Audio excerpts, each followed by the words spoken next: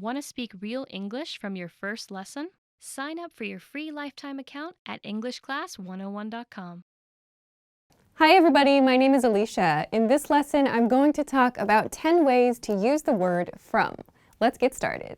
Okay, the first use I want to talk about for this lesson is using from to express the origin of something. So when I say origin for this lesson, I mean the place where something came from, or the material, so the thing that something is made out of. We can use from to express both of these. Let's look at some examples of this. First, he's from Canada. In this sentence, from tells us the person's origin. In this case, their home country or where they were born. He's from Canada, so we use this use when we introduce ourselves. Second, this car is from a company in Italy. This car is from a company in Italy refers to the place, in this case, a company in Italy, the car originated. So where did that thing come from originally, in the beginning? In this case, we're talking about a company in Italy. Third, her sweater is made from silk and wool. This use of from tells us the origin of the materials. So we're talking about, in this case, what something is made of.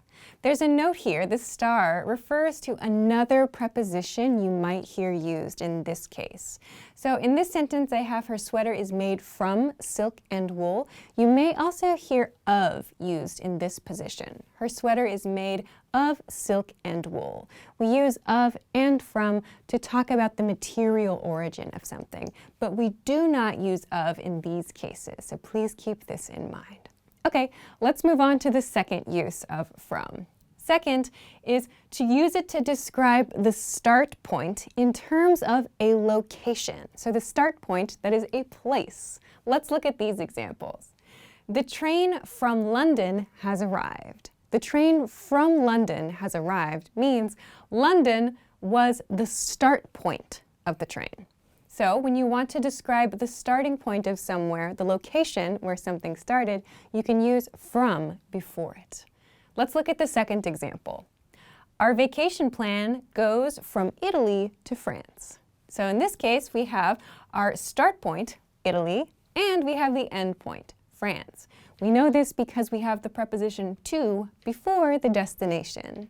You'll see this pattern, this from to pattern, in many of the uses in today's lesson. So it's a good reminder to keep in your mind that we often use from and to together. So in this case, we're talking about the start point, Italy, here with from. One more example of this use. The bus leaves from Central Station. The bus leaves from Central Station. So again, we're talking about the start point of something. We use from to indicate that. Let's compare this now to use number 3, which is to refer to the start point in terms of time. So we use this when we're talking about schedules a lot. For example, first, the meeting is from 10 a.m. to 12 p.m. So from shows the start point in terms of time. The meeting starts at 10 a.m. is another way to say this. So the meeting is from 10 a.m. to 12 p.m. We mark the start point with from. The same is in the second example sentence here. Our store is open from 9 a.m. to 7 p.m. Again, we mark the start point in terms of time here. We can also use this use of from with things that are not specific times, but rather just general periods of the day. In this example, we have, we worked from morning to night on the project. So this shows that the activity start point was morning. So we worked from morning, early in the day, to night. So again, we're showing the time period that an action happened. The start of that time is shown with from. Okay, let's move on to use number 4.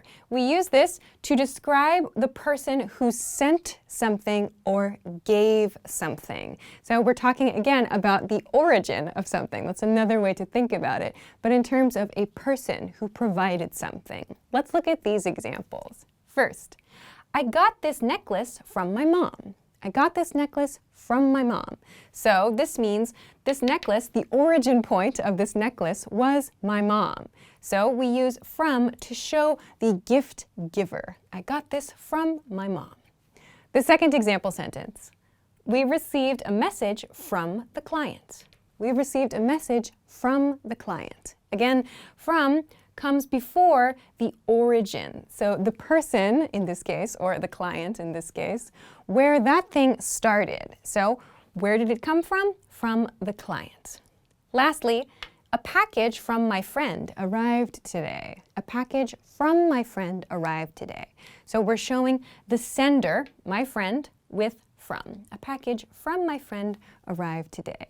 So we can use this when we're talking about giving gifts, when we're talking about sharing information, and so on. Okay, let's go to the middle column for this lesson. Number 5.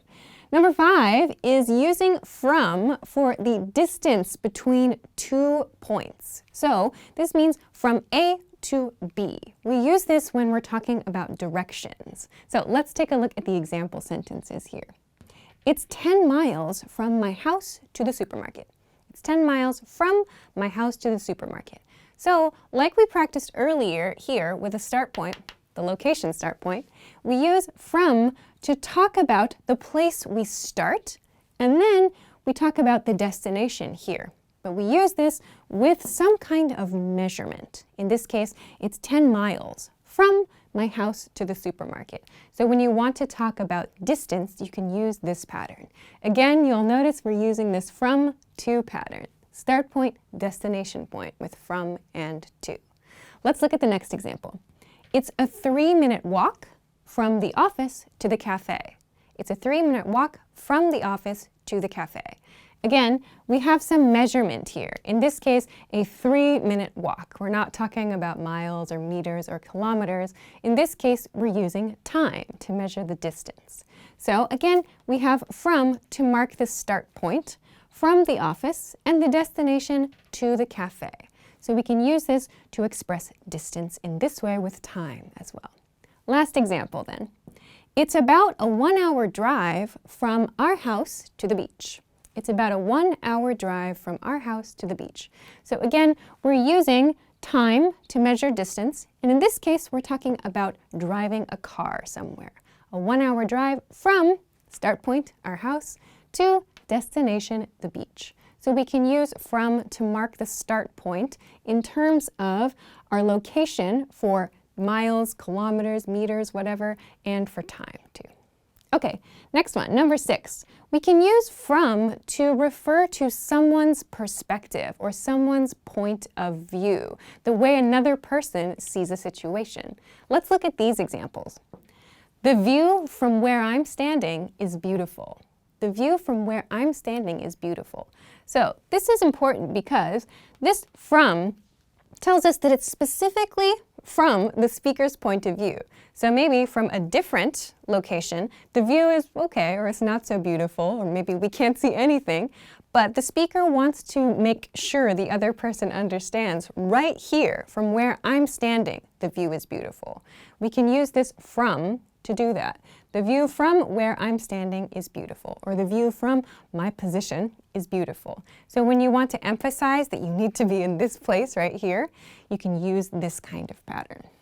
Okay, next one, in like a business or a negotiation situation.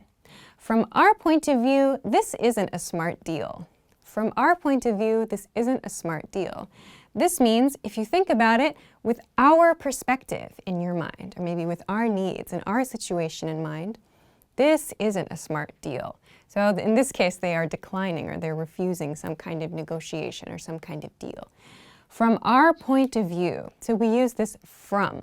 You don't use the preposition by here, for example. We always use from in these situations. From our point of view or from my point of view refers to your own perspective. Okay, last example sentence. Have you thought about your argument from the other person's perspective?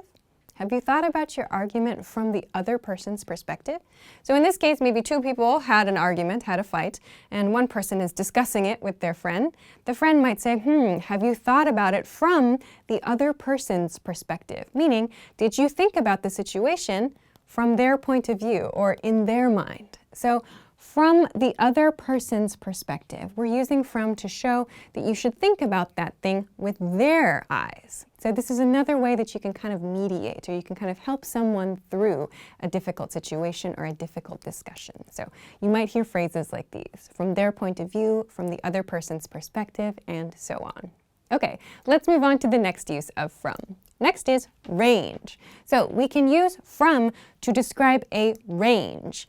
Earlier, we talked about using from to talk about distance in terms of like the physical distance and in terms of time. We can also use from to talk about a range of things too. So let's look at some examples of this. First, this store sells everything from electronics to snacks. So here we have a range of products in a store, from electronics to snacks. So this might sound kind of strange at first, but the idea here, by including these two things that don't seem very related, we're trying to show that the store has many different products. So electronics and snacks are maybe not so closely related, but we want to emphasize the store has many, many things. We can do this with this same from to pattern. In this case, of course, it's not a start point and a destination, but we're kind of using these two things to show how many products there are. By choosing some kind of strange, unconnected things, we're showing the range of possible goods you can buy at this store. Let's look at another example of this. She can talk about topics from science to politics. Okay, she can talk about topics from science to politics.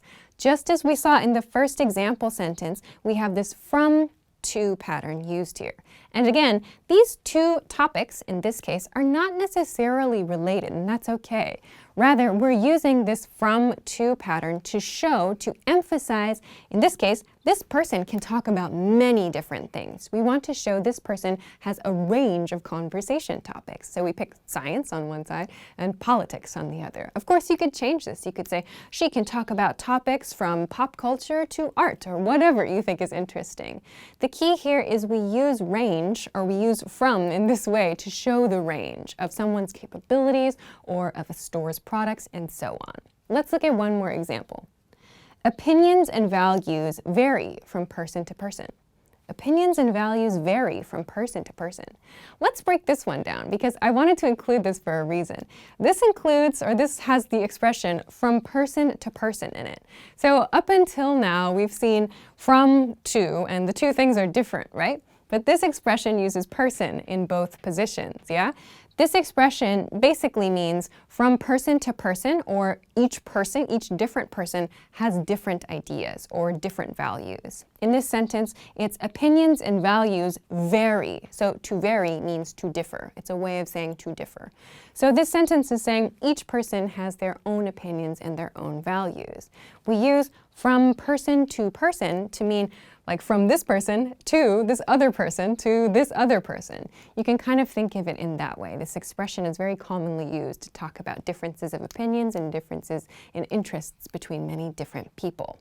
So this uses from in this way to describe a range or to express a different range of things. We've seen it in terms of store goods, in terms of topics, and in terms of opinions and values in people. Okay, let's move on to number 8, the 8th use of from. Number 8 is the state before a change. So when we're talking about some kind of transformation or some change from one thing to another, we'll use from a lot of the time. So first example, she transferred from marketing to sales. She transferred from marketing to sales. Again, we see this very common from to pattern. So from marketing marks the place she started. So the state before a change, or maybe the place before a change in this case. She started in marketing, or the marketing department in this case. She transferred, so changed in this case, from marketing to sales. So again, we kind of have this start point, destination feeling here, but we're using it in this case to talk about a transformation or a change. Let's look at the next example. 2. Convert this document from Excel to PDF. Convert this document from Excel to PDF. So again, we have this from to pattern from Excel. So we have this one software type, right? To PDF. this is the desired one. So this is kind of the destination or the desired outcome or the desired result. So in this case, our verb is convert. This is another way to say change. So change this document from Excel format to PDF format. So again, we have this kind of start Excel, destination PDF in this case. Okay, one more example of this. He translated the text from French to English. He translated the text from French to English. So in this sentence, again, we have from our original, French, and our destination or our outcome, English. Our verb is translated. So you can think of this as transforming the language in this case. So we use from and to talk about this transformation, this process of transformation.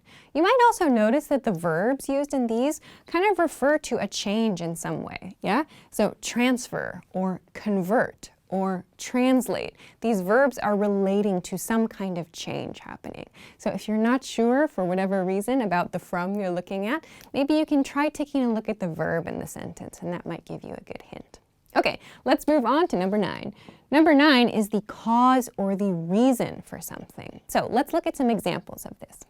We can use it to talk about the reason for a feeling or an emotion. She was tired from her workout. She was tired from her workout. In this case, we have from before her workout. This use of from is showing us the reason for this condition. So her workout is the reason she is tired, or she was tired in this case. So we use this before the cause of something. Let's look at the next example of this. I could tell he was upset from his message. I could tell he was upset from his message. So here we have from his message. So this use shows us that the message, in this case, is telling us some information. That's a cause or a reason for something. What is it doing? I could tell he was upset. Okay, so here's our condition. He was upset.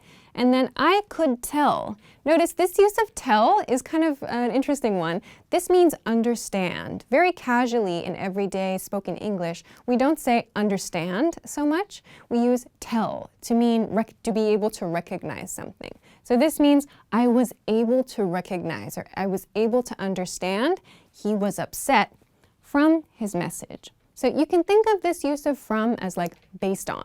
So based on this information, I knew this. Okay? Let's look at one more example of this.